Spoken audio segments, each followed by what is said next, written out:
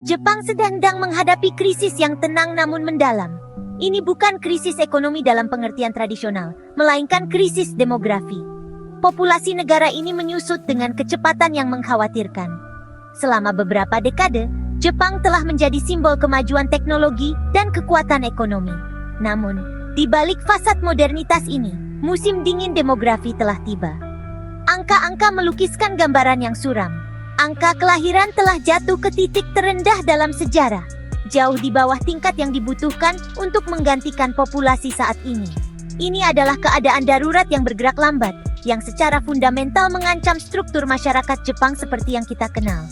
Alasan dibalik penurunan ini kompleks dan berakar dalam perubahan sosial. Tekanan ekonomi memainkan peran penting. Biaya hidup yang tinggi, terutama di pusat kota seperti Tokyo dan Osaka, membuat membesarkan anak menjadi prospek keuangan yang menakutkan bagi banyak pasangan muda.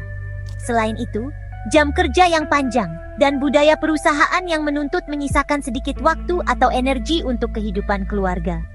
Wanita, khususnya, sering menghadapi pilihan sulit antara mengejar karier dan memulai keluarga. Karena harapan masyarakat dan dukungan di tempat kerja belum sejalan dengan aspirasi mereka yang berkembang. Ini menciptakan situasi di mana pernikahan dan melahirkan sering ditunda, atau bahkan tidak dilakukan sama sekali. Pergeseran demografi ini telah menciptakan masyarakat yang menua tidak seperti yang lain. Proporsi warga lanjut usia melonjak, sementara jumlah orang muda usia produktif menyusut. Ketidakseimbangan ini memberikan tekanan besar pada layanan publik. Sistem pensiun yang dirancang untuk era yang berbeda dengan struktur demografi yang berbeda, berada di bawah tekanan berat. Biaya perawatan kesehatan melonjak seiring dengan meningkatnya kebutuhan populasi lansia. Basis pajak yang bergantung pada populasi pekerja menyusut, sehingga semakin sulit bagi pemerintah untuk mendanai layanan-layanan penting ini. Ini adalah kepastian matematis yang menciptakan masa depan yang sulit. Tatanan sosial Jepang juga sedang dirombak oleh krisis ini. Komunitas pedesaan menjadi kosong karena kaum muda bermigrasi ke kota-kota untuk mencari peluang, meninggalkan populasi yang menua dan rumah-rumah kosong. Fenomena ini, yang dikenal sebagai akiya atau rumah terbengkalai, menjadi semakin umum di pedesaan Jepang. Tradisi-tradisi yang hidup dan budaya lokal yang telah diturunkan selama beberapa generasi berisiko menghilang. Rasa kebersamaan melemah dan isolasi sosial di kalangan lansia menjadi perhatian yang berkembang. Jepang sedang bergulat dengan masa depan, di mana tidak ada cukup orang untuk mempertahankan cara hidupnya. Konsekuensi ekonomi dari penurunan populasi ini sangat besar dan berdampak luas. Tenaga kerja yang lebih kecil secara langsung berarti output ekonomi yang lebih rendah. Industri-industri yang telah lama menjadi tulang punggung ekonomi Jepang, kini menghadapi kekurangan tenaga kerja yang kronis. Dari lokasi konstruksi hingga pabrik manufaktur, perusahaan-perusahaan kesulitan menemukan pekerja untuk mengisi peran-peran penting. Ini bukan hanya tentang kurangnya orang, ini tentang kurangnya energi dan ide baru yang dibawa oleh tenaga kerja muda yang dinamis. Negara yang memelopori manufaktur just in time, kini menemukan dirinya kekurangan sumber daya paling penting dari semuanya, modal manusia. Masalah ini sangat akut di sektor-sektor yang sering dianggap menuntut, kotor, atau berbahaya, yang secara informal dikenal sebagai pekerjaan tiga: Kitsui, Kitanai, Kiken. Pertanian adalah contoh utamanya. Usia rata-rata petani Jepang kini mendekati 70 tahun. Generasi muda yang dibesarkan di dunia teknologi digital dan kenyamanan perkotaan menunjukkan sedikit minat pada pekerjaan berat membajak ladang dan memanen tanaman. Mereka melihat masa depan di kantor, di startup teknologi, atau di industri kreatif, bukan di sawah atau rumah kaca yang memberi makan nenek moyang mereka. Ladang-ladang yang dulunya merupakan simbol mata pencarian dan kemakmuran, berisiko menjadi sunyi. Demikian pula, sektor industri, mesin keajaiban ekonomi Jepang pasca perang, menghadapi tantangan serupa. Meskipun Jepang tetap menjadi pemimpin dalam manufaktur berteknologi tinggi dan robotika, pekerjaan dasar di pabrik dan jalur perakitan semakin sulit diisi. Lulusan muda Jepang sering lebih memilih profesi yang berorientasi layanan atau kerah putih, yang menawarkan keseimbangan kehidupan kerja yang lebih baik dan dianggap memiliki status sosial yang lebih tinggi. Citra layanan seumur hidup yang setia kepada satu perusahaan manufaktur tidak lagi memiliki daya tarik yang sama seperti dulu. Dengungan lantai pabrik digantikan oleh dengungan pelan server di pusat data. Pergeseran generasi dalam aspirasi karier ini menciptakan kekosongan yang kritis. Sektor-sektor yang menjamin ketahanan pangan dan menjaga basis industri negara diabaikan oleh tenaga kerja domestik. Ini bukan masalah kemalasan, tetapi pilihan rasional berdasarkan peluang dan nilai-nilai masyarakat Jepang modern. Generasi muda mencari makna, fleksibilitas, dan pemenuhan pribadi dalam karier mereka. Struktur tradisional yang kaku dari pertanian dan industri lama seringkali gagal menyediakan ini. Jepang dihadapkan pada pilihan yang sulit, membiarkan sektor-sektor vital ini layu, atau menemukan sumber tenaga kerja baru untuk menjaga mereka tetap hidup. Dihadapkan pada kenyataan pahit ini, Jepang mulai melihat keluar batas wilayahnya untuk mencari solusi. Jepang telah beralih ke negara-negara tetangganya Asia, dan kemitraan yang sangat kuat telah terjalin dengan Indonesia.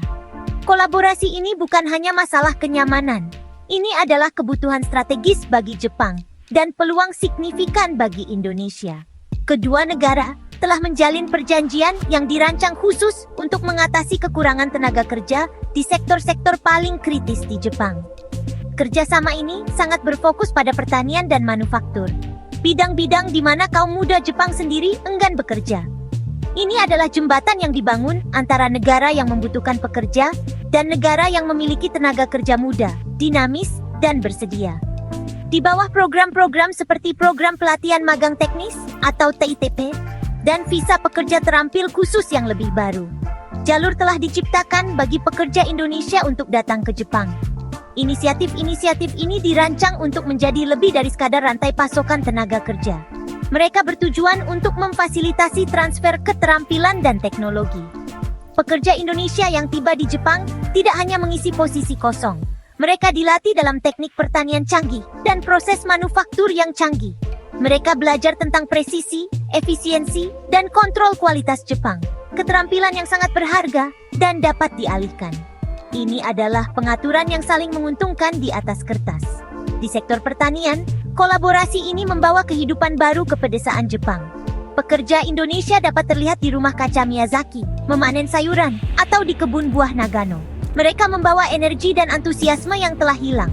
Bagi Jepang, ini berarti pertaniannya dapat terus beroperasi, memastikan pasokan makanan yang ditanam secara domestik stabil. Bagi pekerja Indonesia, ini adalah kesempatan untuk mendapatkan penghasilan yang jauh lebih tinggi daripada yang bisa mereka dapatkan di tanah air. Sekaligus, mendapatkan pengalaman yang tak ternilai dalam praktik pertanian modern, yang suatu hari nanti dapat digunakan untuk mengembangkan sektor pertanian Indonesia sendiri. Industri manufaktur menceritakan kisah yang serupa. Di pabrik-pabrik yang memproduksi segala sesuatu mulai dari suku cadang mobil hingga komponen elektronik, pekerja Indonesia menjadi pemandangan yang semakin umum.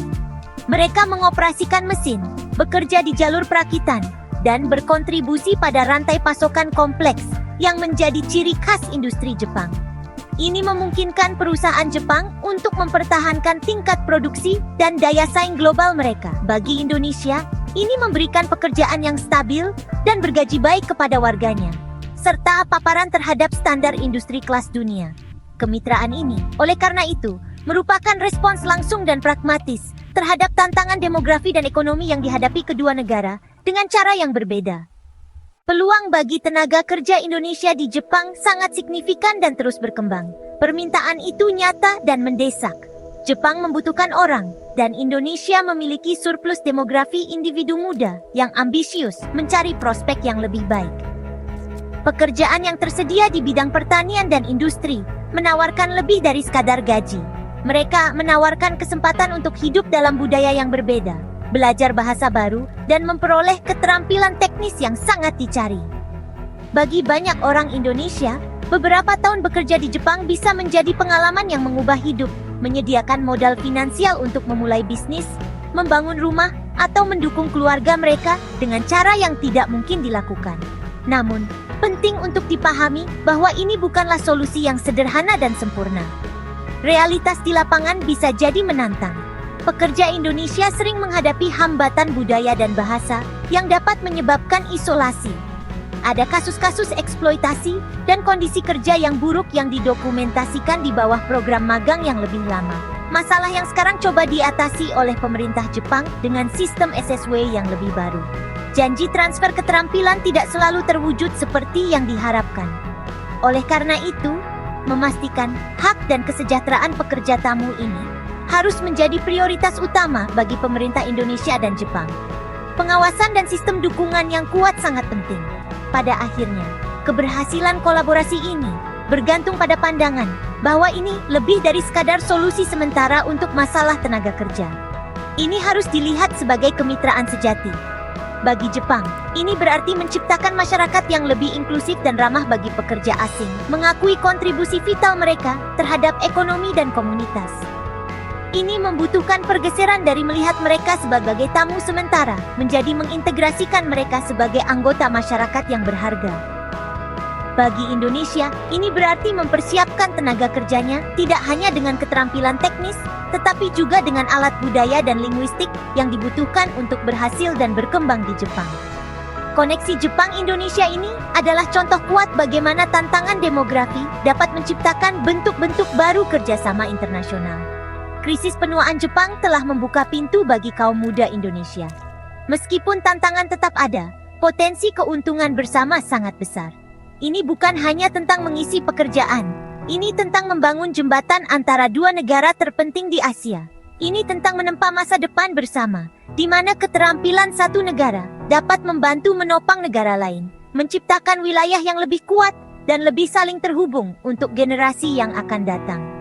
Jalan ke depan membutuhkan ketekunan, empati, dan visi jangka panjang dari kedua belah